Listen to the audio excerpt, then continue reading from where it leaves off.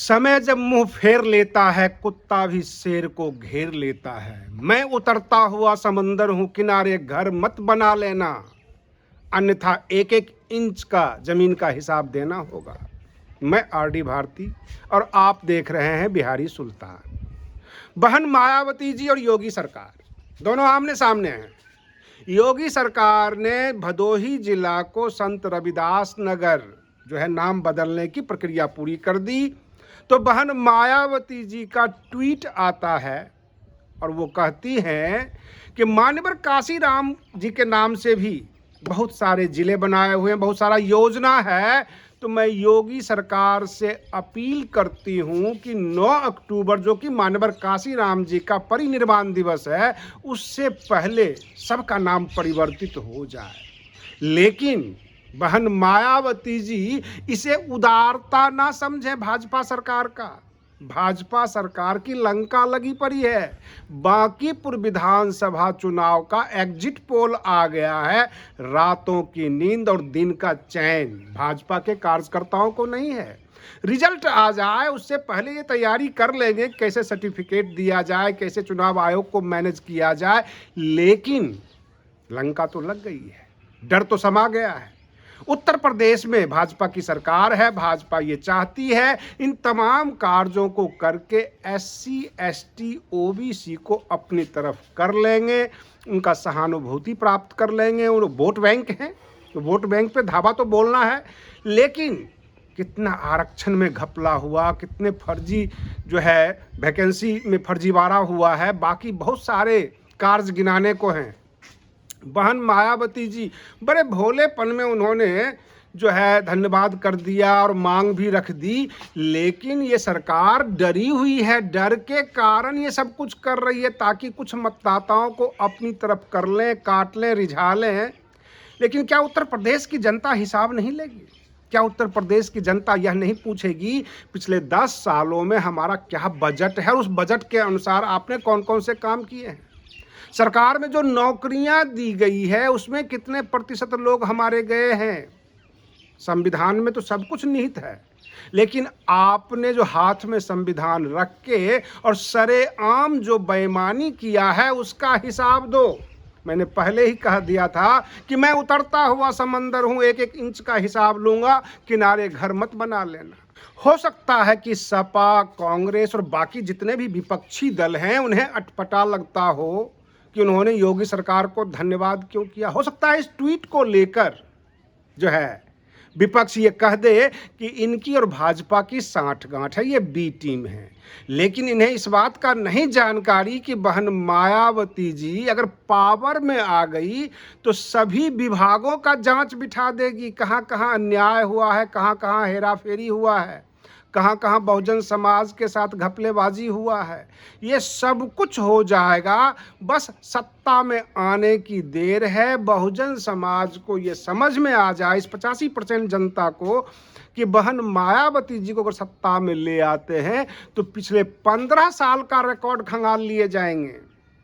हर गुनाहगार को सजा मिल जाएगी और जिनको जो अधिकार छीन लिए गए हैं उन तमाम लोगों को अधिकार मिल जाएंगे। सवाल ये उठता है कि जितनी बार वैकेंसी हुई ये देखना जरूरी है कि कितने कैंडिडेट के बारे में कहा गया कि सुटेबल कैंडिडेट नॉट फाउंड। जैसे कि चुनाव में क्या होता है, अगर आप किसी को पसंद नहीं करते हैं तो नोटा पे बटन दबा दीजिए।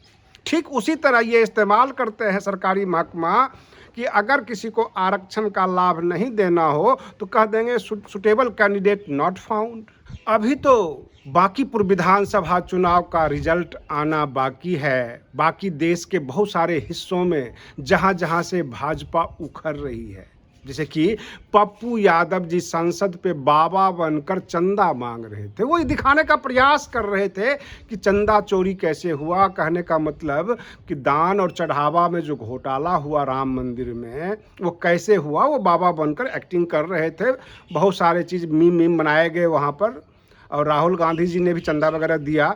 तो ये विपक्ष का अपना सारा सब कुछ एक जो है हमला है जो सत्ता के ऊपर कि आप लोग गलत हैं और आपने ये जो दान पेटी में जो घपला किया ये बहुत बड़ा गलत किया है, आस्था के ऊपर कुठाराघात है।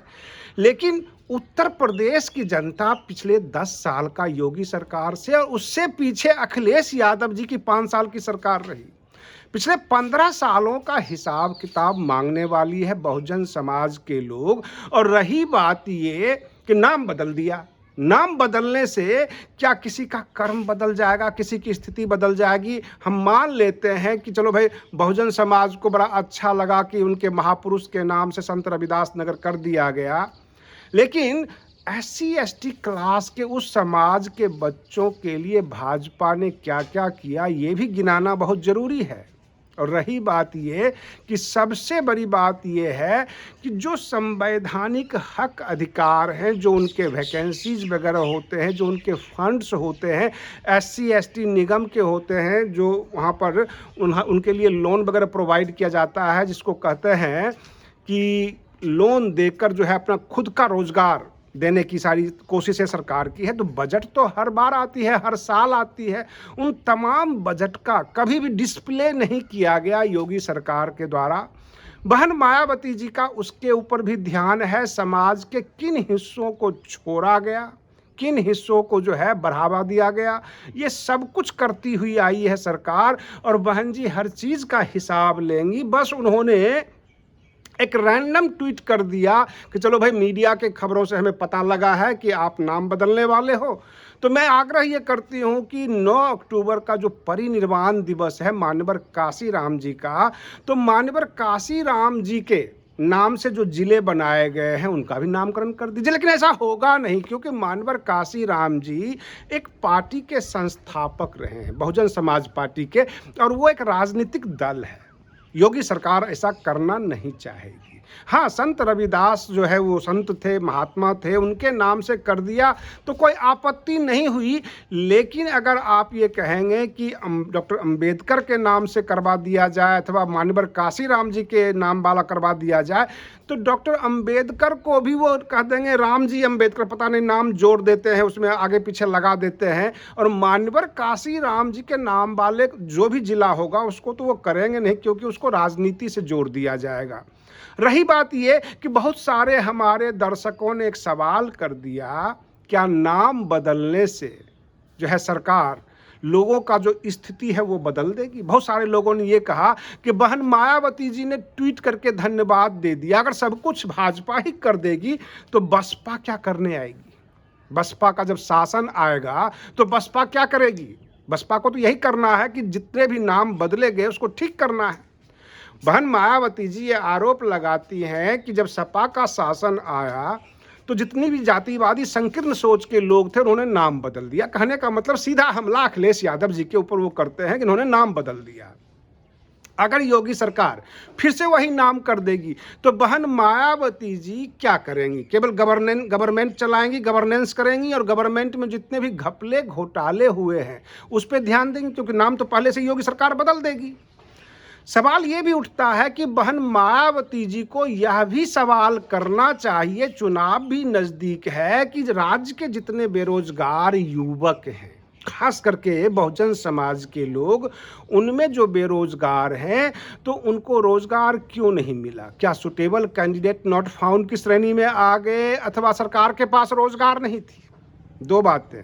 क्या बजट में कोई कमी थी, अथवा जो बजट दिया गया, जैसे कि स्वरोजगार की व्यवस्था होती है SC ST निगम के द्वारा, तो कितने लोगों को लोन प्रोवाइड किया गया, कितने लोगों को रोजगार मुहैया कराया गया? मैं बात कर रहा हूं रोजगार की, सरकारी नौकरी की नहीं। सरकारी नौकरी में तो घपले घोटाले तो होते ही है, पेपर लीक भी होता है, उसके लिए पूरा देश परेशान है।